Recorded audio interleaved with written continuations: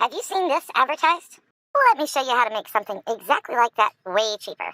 You need 2 long pins, minor corsage pins, a piece of fabric, a wooden board of some type. I'm using a cutting board that I use underneath my wool mat, and an iron. Let's do this. Fold your fabric around underneath your wood cutting board and make sure that it stays. Then you're going to lay down a piece of your binding already folded in half. And this is something you can put back or take apart or put together and use it whenever you need to use it. I start the pin just on the far side of my binding, and then I bring it into the fabric on this side, not going through the binding. And you want it to be snug. You want it to be snug, but not super tight.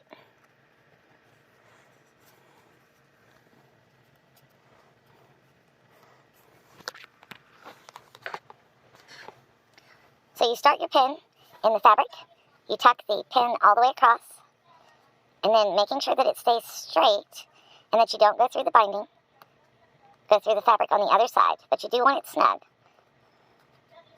Okay? Now, put your iron on here, and it's not hot yet. Mine isn't hot yet. And then put your other pin on the other side exactly the same way.